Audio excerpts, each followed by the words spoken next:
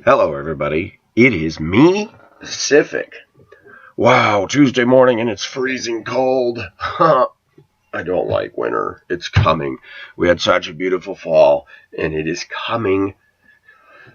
Well, I got a real treat last night, and it got me to thinking. I'm going to try to be brief because I have to get ready for work soon. I want to talk to my viewers about what everybody knows is the elephant in the room, but nobody wants to talk about it for fear of being branded a racist, a hater. And do you notice something in America? White people can't call anybody racist. White people can't turn in somebody for their very rude and inappropriate behavior without being hated and anger manifested against, like in the case of me turning into girl for inappropriate use of the radio. But Pacific doesn't shy away from anything. I'm not going to be cowered and backed into a corner of fear by the political correct police and by a growing noise coming from the camps of people that really need a good butt whipping, spanking, disciplined, to learn what the real word respect means, and to learn what the word hypocrisy means, and to learn that for all the crap I've heard about white people in America, I have watched in 48 years that there is more racism emanating from the African American camp, the Mexican, Latino, Latina, Hispanic camp than there is collectively from all of the whites combined. We see this play out in the news. We see it played out when there is, I'm going to just say it, Rodney King, O.J. Simpson, the Michael Brown case, that everything is all geared against the black man when the police get involved and something goes down that isn't favorable to the black community in America. Pacific doesn't need to tell his viewers he's not racist. I am not. And I'm going to tell you something. I asked Venus Star for her number because she and I are talking about tentatively me coming down to see her sometime and to learn of her Christian faith, to go to her church, and to experience her country. Whether that will happen or not, I don't know. But it would be nice. She gave me her number. I called her last night, and the first thing that struck me immediately was we always try to put a voice to the person, and I had no idea what she would sound like. Growing up in America, being exposed to a lot of black women, black men, the first thing that struck me is when she answered the phone and we started talking. I never, for one moment, thought I was talking to a black woman. A little bit of the UK accent, cultured, mannerly, extremely respectful, gracious, and polite. Why am I saying this? Because I'm going to tell you something. Here in America, I find that there's such a dichotomy from blacks I met in the UK, Europe, and now Barbados, that I grew up thinking that, wow, blacks are just, this is the way they are, this is their culture. And after listening to this woman last night, I had to say, no, that's not their culture. That's a group of a large percentage of American blacks that choose to ghettoify themselves and talk in an ebonics, trashy form of conversation. Because I don't find this across the ocean. Interestingly enough, I've had the privilege of meeting black people from Ethiopia, Nigeria, Somalia, the Gold Coast, the Ivory Coast. Not one of them talks the way I see them talking here.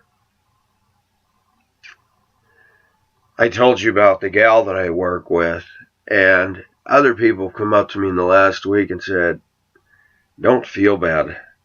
A lot of us don't like that individual. She's loud for a reason, and to quote back to Venus Star, empty vessels make the loudest noise. I see that.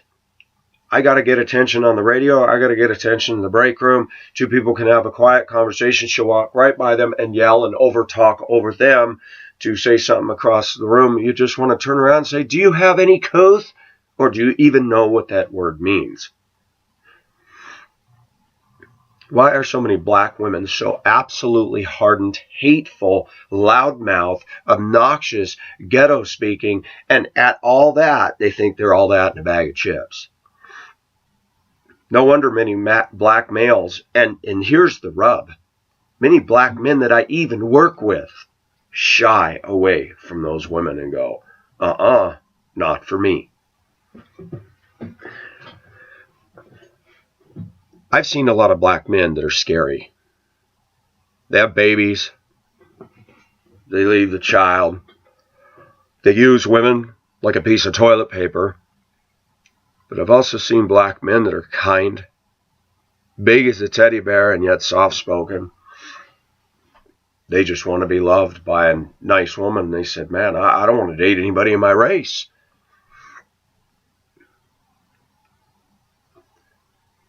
Venus Star shatters all of that.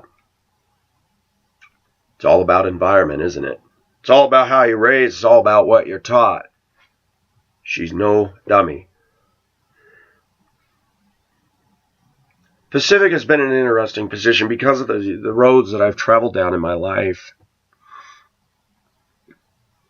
I've picked up this, and I picked up that, and I picked up that. And I've been around. Somebody said that the school district I drive for is kind of ghetto. There's an element of truth to that.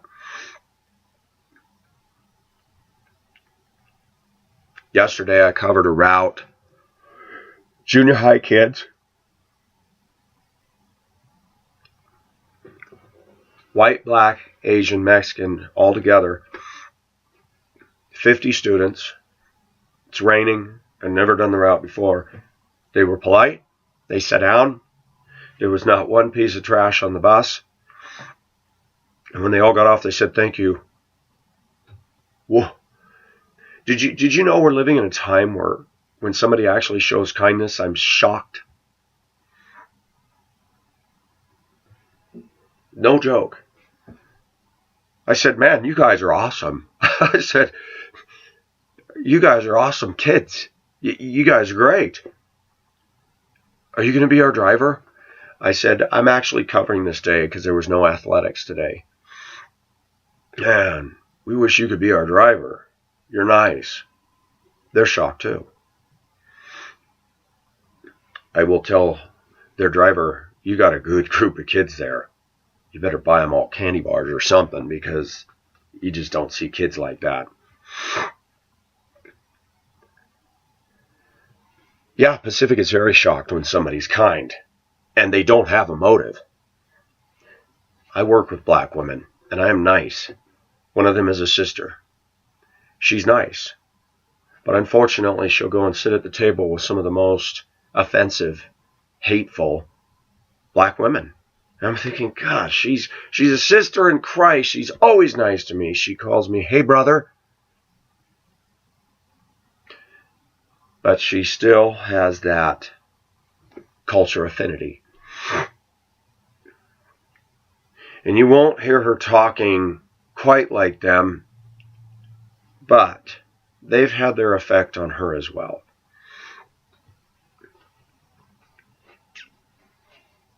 There's one gal I hug every day. She'll hug me when she sees me. Cute. She's my age. She worked there years ago when I worked there in the 90s. She's lived hard.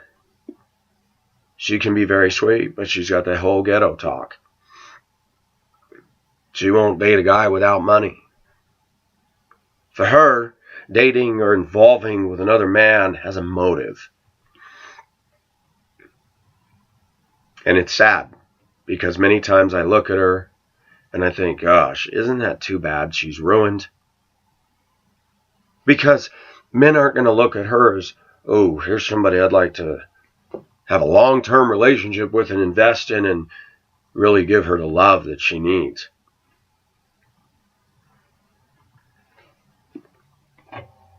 I don't know who this was. I saw a clip on the TV yesterday, and I said, let me guess. One of the Williams sisters. Anybody see that? Taking her tennis racket and beating the court profusely and smashing her racket. I don't care for the Williams sisters, and I'll tell you why. Because they brought Ghetto to tennis. It just disgusts me. They're so bold and brazen, they don't care if they make a scene on national television, and you've got to wonder. They literally rock the tennis world by their uncouthness. I have no respect for them. None. I cannot.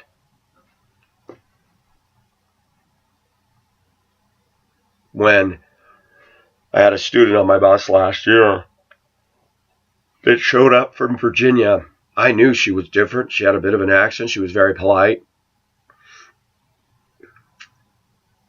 And it wasn't long before one day she came on. She goes, I got in a fight on MLK Day. I said, what? Yeah, some girl started talking trash to me, and I'd had enough. I said, welcome to Denver culture. She goes, it sucks out here. She said, they're rude. They're hateful. I said, yep. What's funny is the fall colors are changing, and it's been so warm, and I see the leaves. Driving down the road, and even the kids said something. The wind just came out of nowhere and just stripped this tree and just blasted them all in my windshield. And the kid says, wow, leaf storm. I said, that was cool. And it's raining, so they stick to the glass. And I was like, wow. I like the place.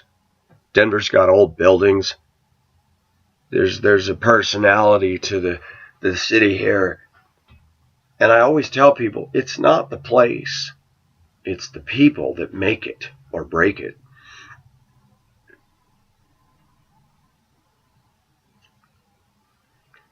And some black women are beautiful.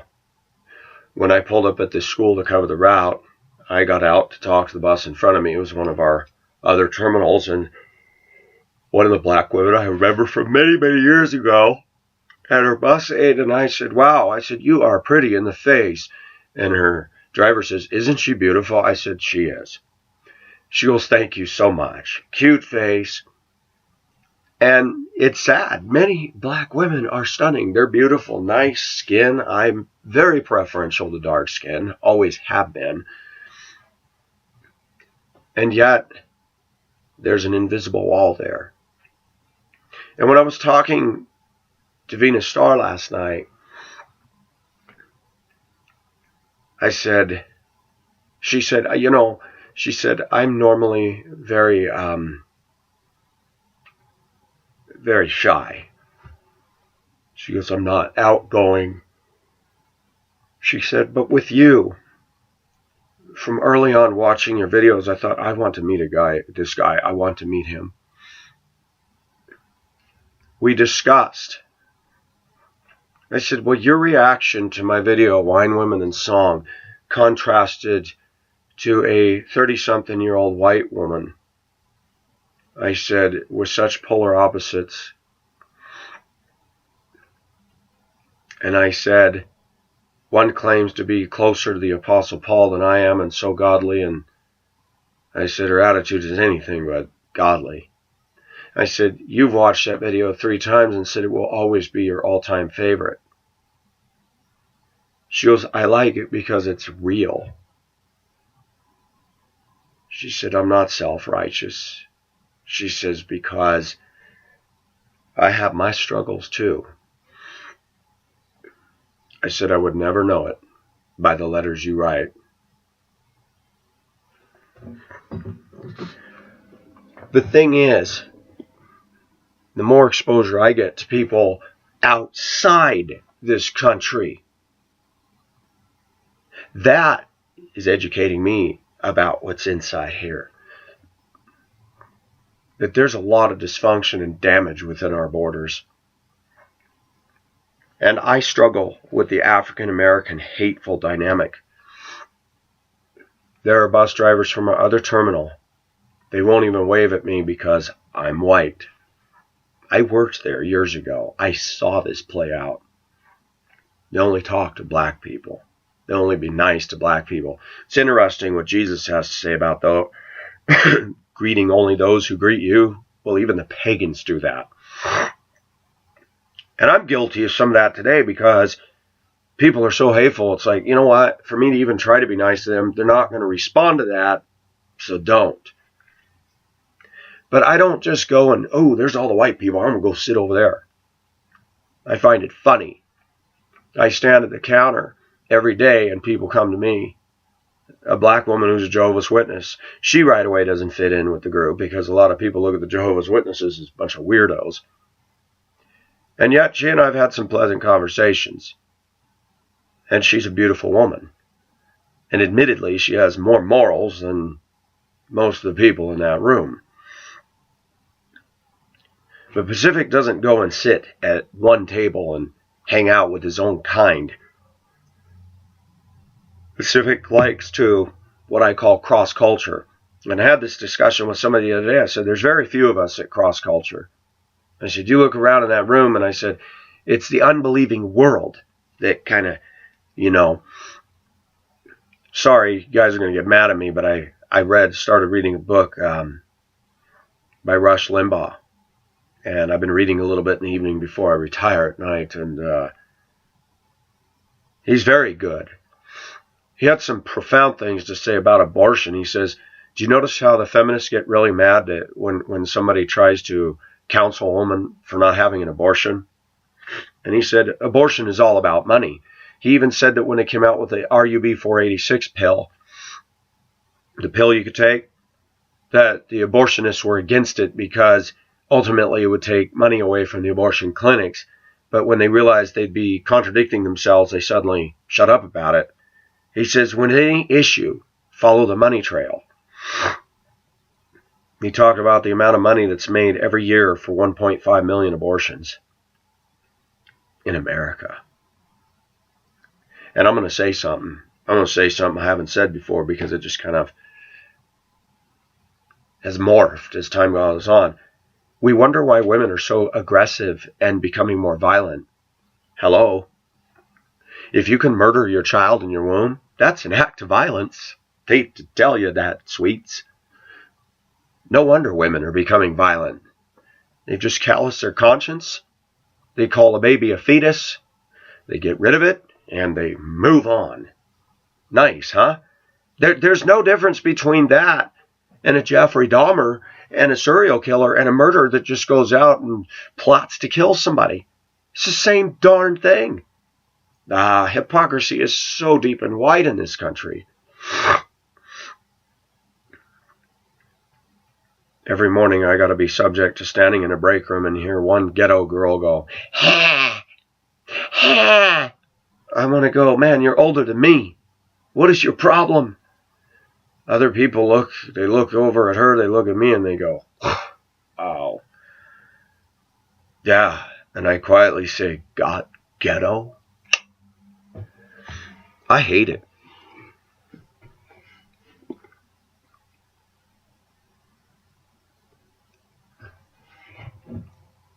Venus Star showed me once again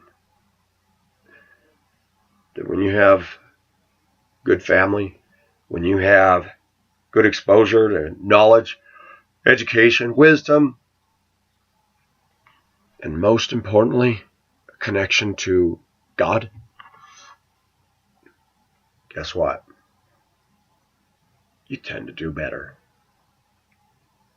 She shared with me how she feels very alone at the university. That her pastor said, in order for you to survive, don't contest what they're saying, because that is what they believe in. I said, the day is coming when we as Christians are going to have to say, we can't even go to university. It's just gotten so bad. She goes, I agree. I said, isn't it sad that you got to sit there and pay money and go and listen to all this tripe that we don't agree with and that to get a degree? And she goes, oh, it's frustrating. Conversation was about 40 minutes long. It was a wonderful conversation. Dear lady. Another one that I like and respect is Deshaya, because Deshaya lives in this country and she chooses to be classy. She's smart. I don't know where she's been lately. Deshaya, if you hear me, how are you?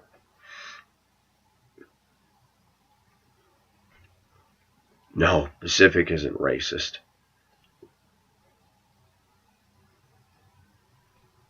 And I told Venus Star, I said, do you notice when we come to Christ, he tears, it says he has broken down the dividing wall of hostility. And I said, that's talking about so that we can have access to God the Father. Because when we sin, there's this big gulf that was formed. And I said, when we truly come into contact with Christ, yes, there's some people in the flesh that carry the racism and stuff, unfortunately. I've met many Christians that are anti-Jewish. I'm like, wow, I remember one time a man who was a prominent man in the church I went to in Duluth, Minnesota said, how was copper wire invented? When two Jews reached down to pick up a penny, and I just looked at him like, for real, dude? That's anti-Semitic. More jokes are made about the Jews and their money, and it's like, you know what? Why do we single the Jews out? Why? I know rich white men that are like that. I know Filipinas and Chinese women in Hong Kong that were earning money, and they're greedy, greedy, greedy. Wow. For the child of God, there's no place for anti-Semitism or racism. We can talk about behavior within a group. There's nothing wrong with that. And I don't care what multiculturalism has to say or the political correctness police in America have to say. I don't have to listen to or submit to them at all. I can turn them off and go, you're done. Because truth prevails. We need to talk about the African American dynamic. We've heard enough about whites. And when a student got on my bus on a field trip the other day, a black guy saying out loud, I want to sit back there with all the white kids. White kids irritate me. How come a student can say that and not one of the teachers said, whoa, hold it. And the only reason I didn't say a word is I watch group dynamics and I go, teachers are in charge of this group. Not time for me to make a statement.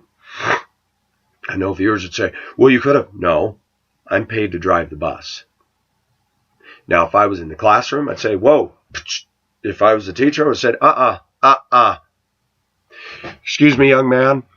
If a white man said, I want to sit back there with the black kids, that irritates me, what would you have done? You'd be crying racism and screaming and yelling. In fact, one of the other students actually said, boy, that was racist. I'm like, oh, good. Somebody confronted it. So I leaned forward to him. I said, hey, what kind of music are you listening to? And he got all nervous. I said, what are you listening to? Is it good? Yeah. He was all nervous. I said, what is it? And he says, rap. And I thought, figures. I could have said figures. That's all y'all listen to anyway, right? Ghetto music. I wouldn't say that. But I did think it. And you know what? I deliberately said, hey, you have a good day. He didn't respond to that. Because it really blows holes in their theories when a white guy is nice. They don't want that. They'd rather we pepper spray them and spray them with fire hoses and stuff like that because they're more, they can accept that.